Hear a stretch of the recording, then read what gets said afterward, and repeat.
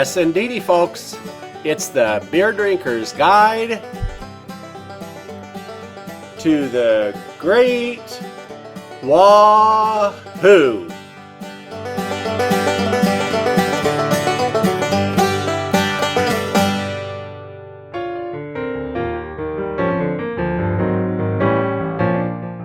It's time to drive Steens Mountain. Good old Oregon. It's known for the Willamette Valley and the coast. But out here on the eastern side of Oregon, there's a big hole that I always thought was just filled with desert. Lordy, was I ever wrong about that. There's some great country just waiting for a little 1 or 2 or 3 day drive right in our back door. A good excuse to go adventuring in this country is driving to the top of Steens Mountain.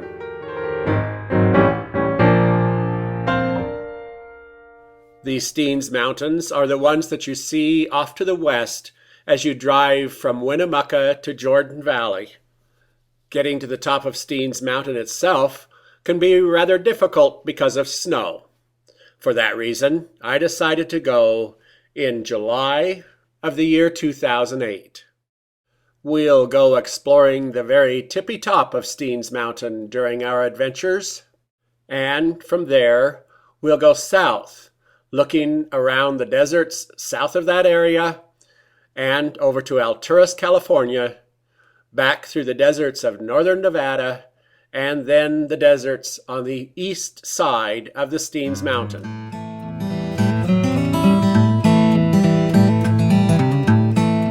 In our last thoroughly uplifting episode of Driving Steens, we got to the Diamond Loop.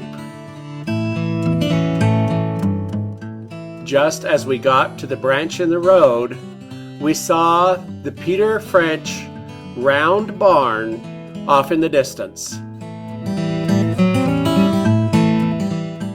This was one of 3 barns built by cattle baron Peter French. This one was built about 1880. We turned left onto the loop road and we stopped by this amazing structure. Winters are rough in this country, with close to 1,000 head of horses and mules.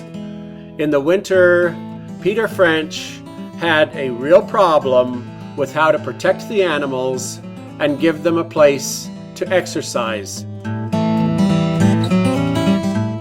Peter French was truly ahead of his time, designing barns that horses could move in without running into corners and covering 100 feet in diameter. Just inside the closure of the round barn is the 20-foot paddock where the horses could exercise. A 9-foot high rock wall separates the paddock from an interior corral. All the materials for this barn had to be carried vast distances. And right in the center of the corral is one long 30-foot juniper that branches out into an umbrella structure that helps to support the roof with 50,000 cedar shingles. I was struck with how awe-inspiring and truly uplifting walking into this corral was.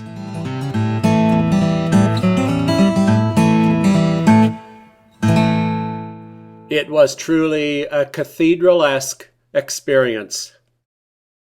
I recommend anyone making a special trip to the Diamond Loop, if only to see the Peter French round barn.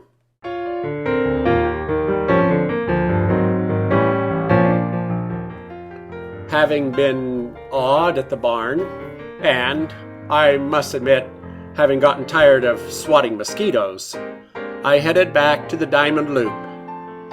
I had reservations for dinner in Diamond, and I had enough time. So I decided to take the slightly longer eastern loop and see what lay beyond the next bend.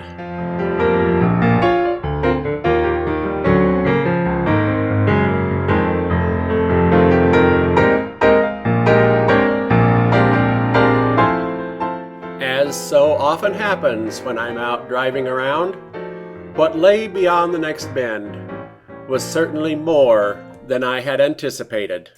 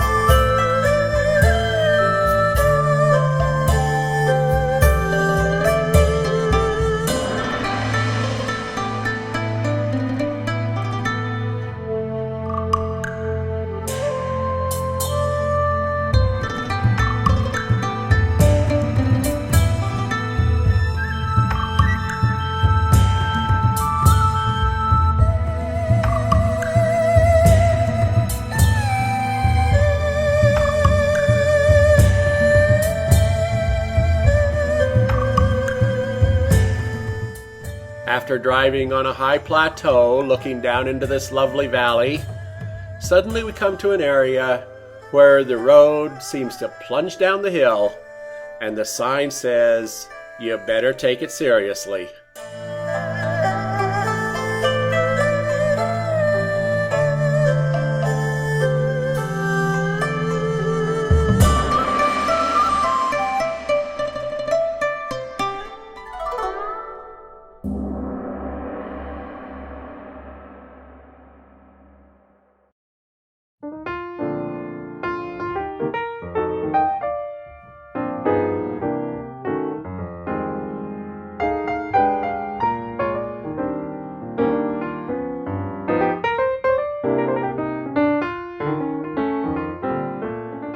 Here we are looking back toward the road that we have just driven down.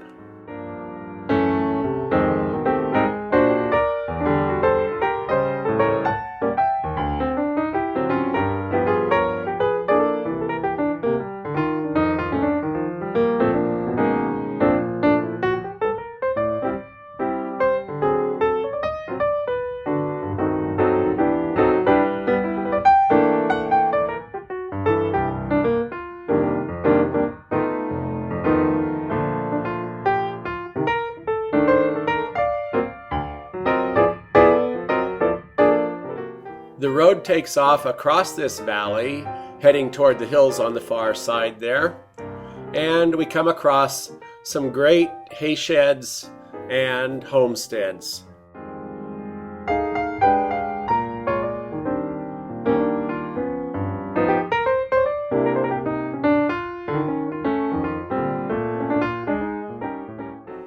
At long last, just about the time that I'm thinking, gee, I've got to get there in time for dinner, we see the tall trees that indicate that we have reached Diamond, Oregon. The price we pay for driving from Ventura to Diamond, Oregon is the dirt that gets inside the car. Driving this many miles of dusty roads, there's just no way to keep it out.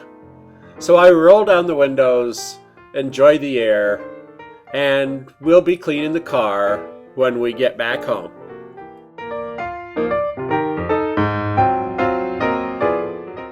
It is getting close to dinner time, so I run inside, get my room, go up to put my bags in, and discover the lovely, small, but perfectly adequate rooms at the Diamond Hotel.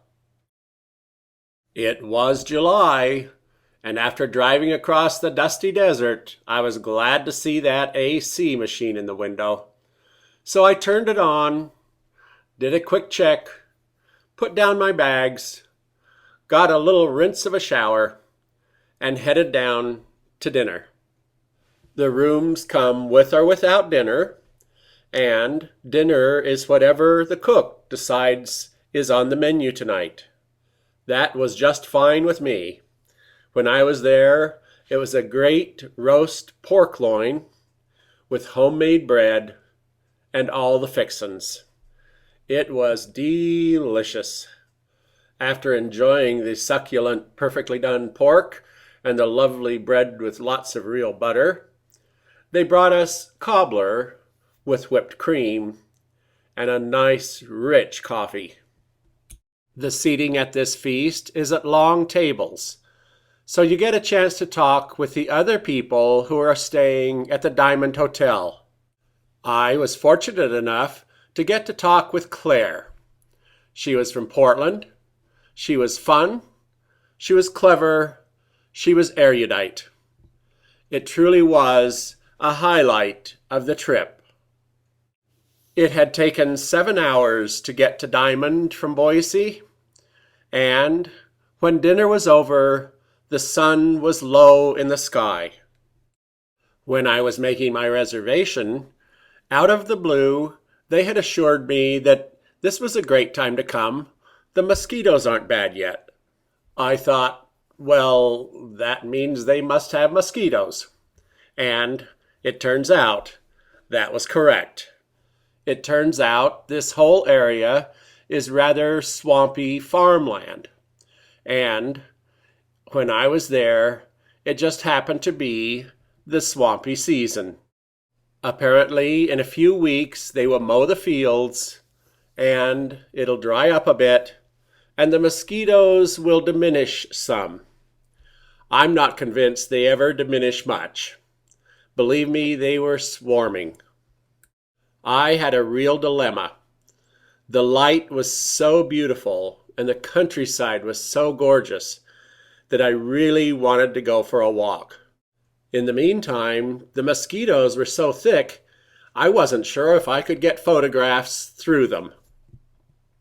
Well, common sense, if that's what you want to call it, won out. I put on about a half a can of DEET, and I went adventuring so that I could see the beautiful sunlight and get these photographs for you.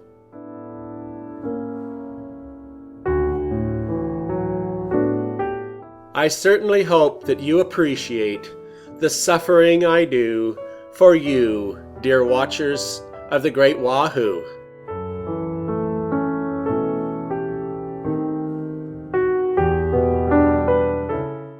Between the skiff of light on the trees and the beautiful moon, I just had to take this photograph.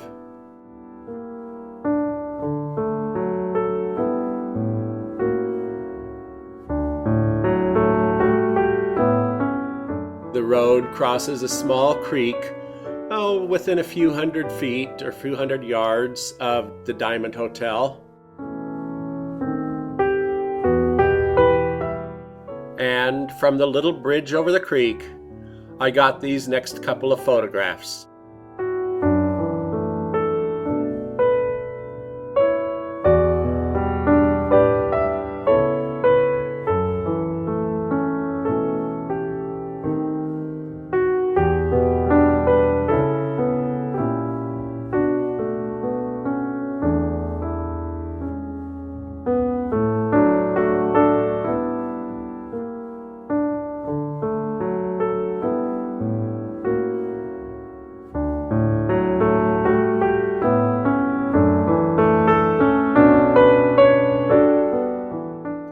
As I turned and began walking back to the Diamond Hotel, The sun was truly in its glory, washing through all of the atmosphere and bringing all that color into the landscape.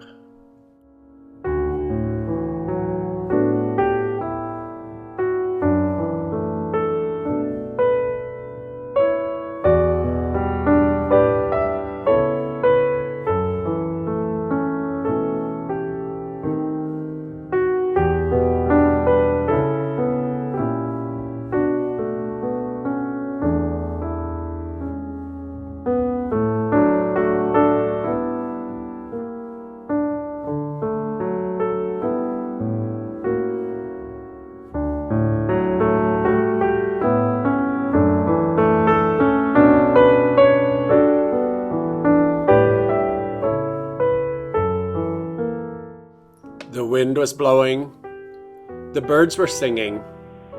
I was putting on more mosquito lotion.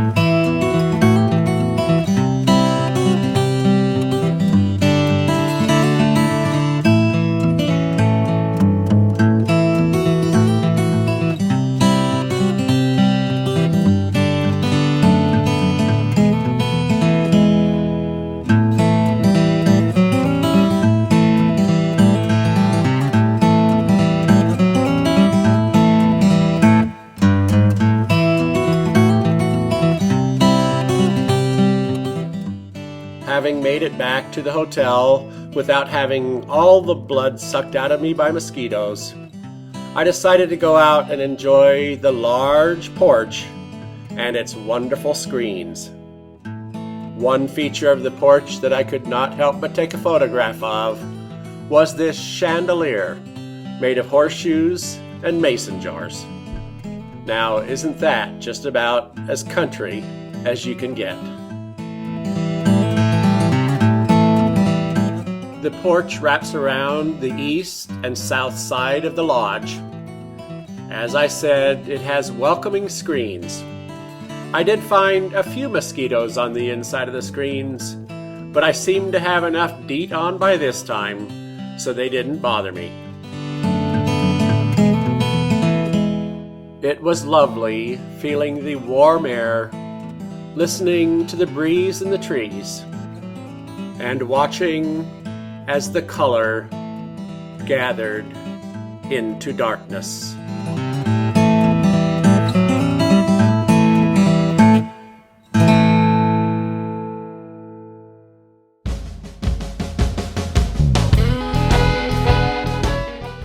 Of who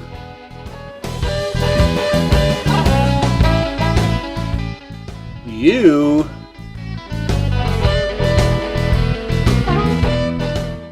and the great Wahoo.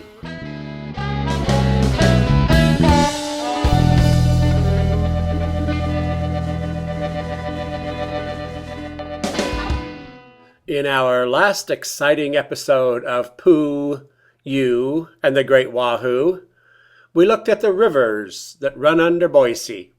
We saw that these rivers that run under our feet run through pipes.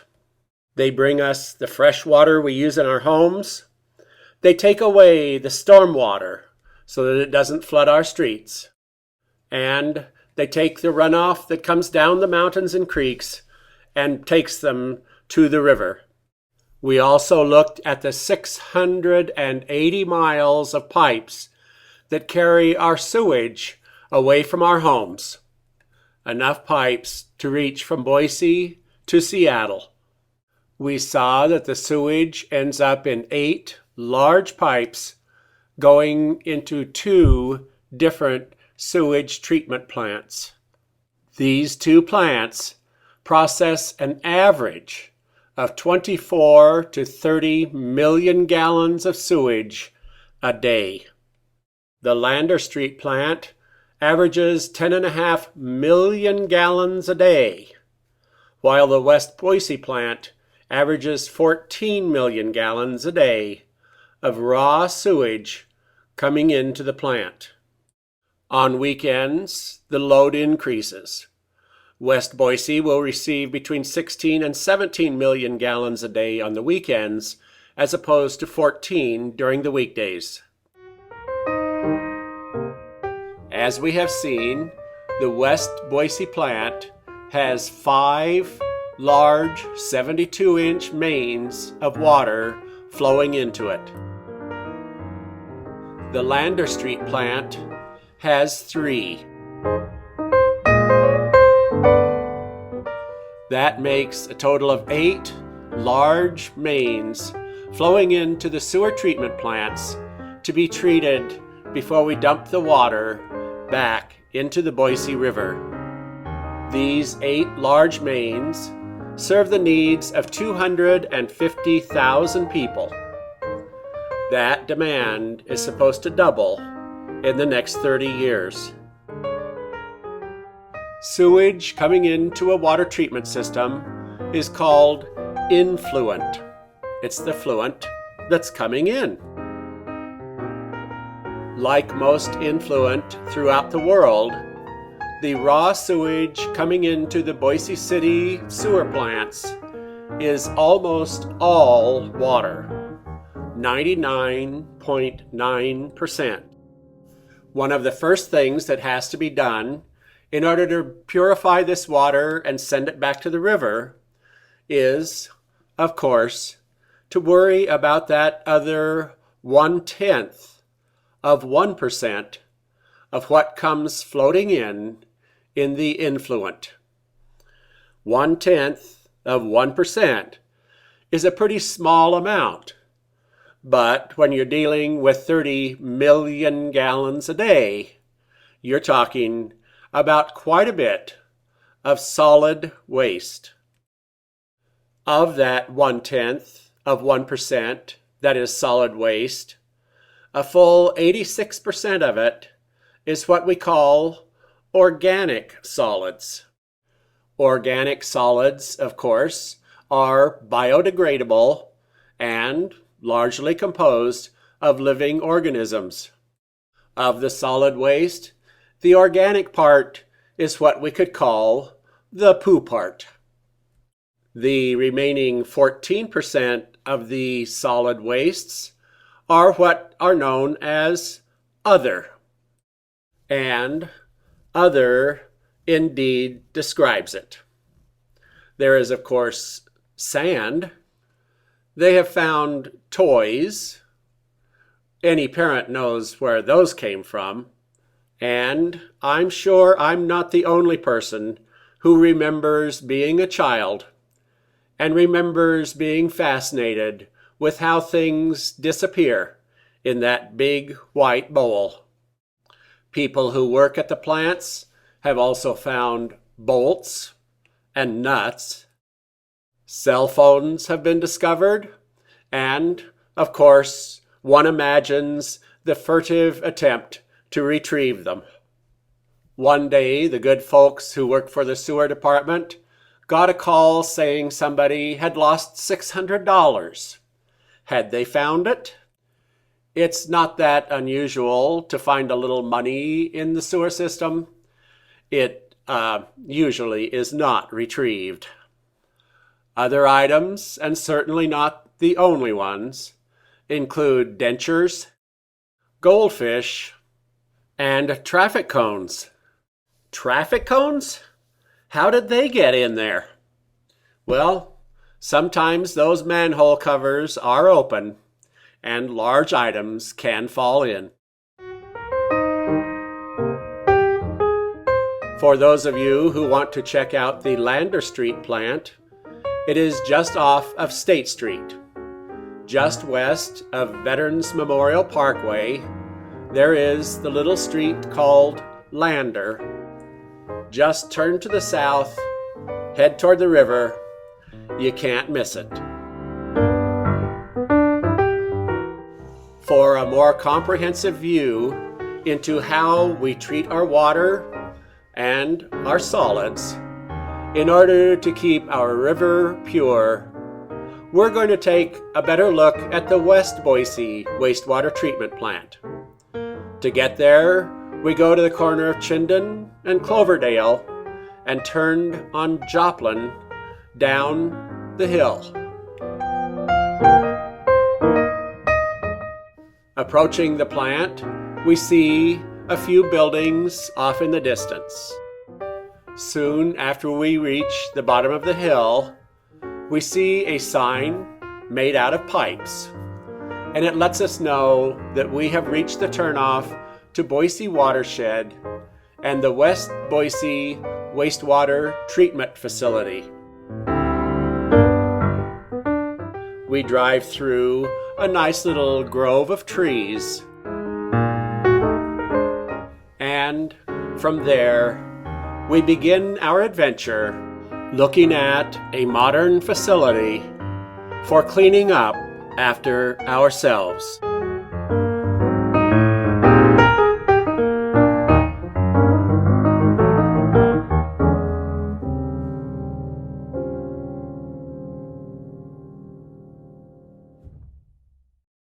Oh, love. It certainly is wonderful, especially in spring and youth. But some serious scientific studies have been done, and it has been discovered that before a young man or young lady succumbs to the wonderful idea of engagement, they really ought to study linguistics.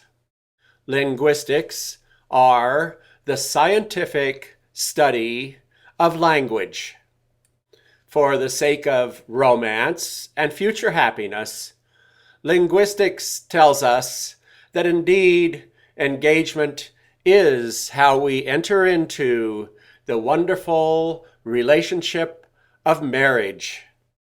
Linguistics also tell us that one definition of engagement is none other than to do battle with the enemy.